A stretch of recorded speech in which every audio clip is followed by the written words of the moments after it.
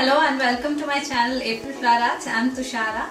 Today I'm gonna share with you my recipe for Gobi Manchurian. It is an Indo-Chinese fusion recipe in which crispy batter fried cauliflower is coated with a delicious and yummy Manchurian sauce. So let's see how it is done.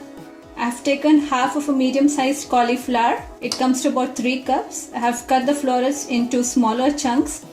So this gives maximum crispiness. The first step of the recipe is to blanch the cauliflower. So let's see how it is done. I have here a pan with boiling water. To that we'll add a tablespoon of salt and then we'll add the cauliflower chunks. So now we'll switch off the stove and let it stand for 2 to 3 minutes. Alright, after 3 minutes we'll remove the cauliflower florets and drain off the excess water. So in this way you may drain out the excess water using a colander or strainer, and then using a tissue paper or towel you can just blot off the excess moisture. To get more flavorful Gobi Manchurian, I will marinate the cauliflowers with a teaspoon of garlic paste, half a teaspoon of ginger paste, half a teaspoon of crushed pepper and half a teaspoon of salt. So we'll just evenly coat the cauliflower with the marinade. Over that I'll add about a tablespoon of corn flour or cornstarch. So this helps in removing the excess moisture and gives a crispy coating. So we'll let this cauliflower sit in the fridge until we prepare the batter and heat the oil. For the batter, here I have half a cup of all-purpose flour or maida and quarter cup of corn flour or cornstarch. Now we'll prepare a thick batter by adding little water at a time. Make sure that the batter is lump-free.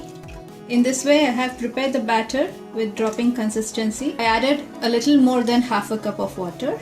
So let's start frying the cauliflower. For that I have here some oil heating up in a pan. Once it is hot, we'll keep the heat at medium to low.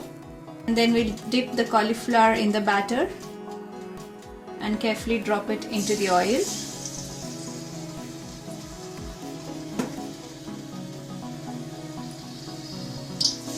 So while the cauliflower is frying, let's see what are the ingredients we need for the sauce.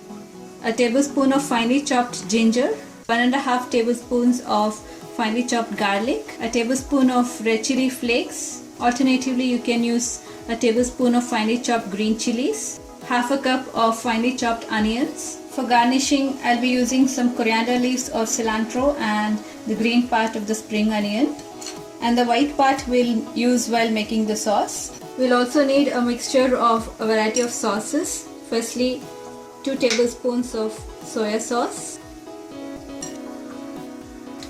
and 2 tablespoons of chili sauce. You may use any variety of chili sauce, and 3 tablespoons of tomato ketchup.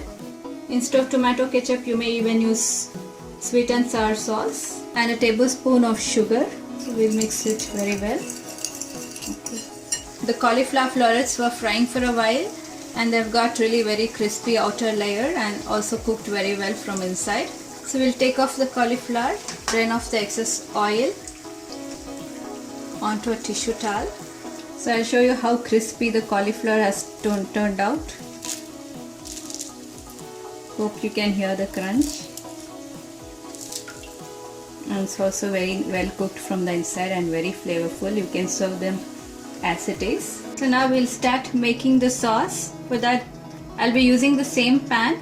I've removed most of the oil and retained about 2 tablespoons of oil. So into the hot oil I'll first add the finely chopped ginger and garlic, and we'll saute them for about 30 seconds. We can maintain the heat at medium to high. So next we'll add the red chilli flakes, and after a few seconds I'll add the white part of the spring onion and the onions, and we'll saute these until the onions become a little soft. Next we'll add the previously prepared sauce mixture. So we'll cook the sauce. Once the sauce comes to a boil, we'll lower the heat to a minimum and let it simmer for 3 to 4 minutes. So after simmering the sauce for about 3 to 4 minutes, we'll switch off the stove and let the sauce cool down for about 4 to 5 minutes. By doing so, we can prevent the cauliflower from becoming soggy.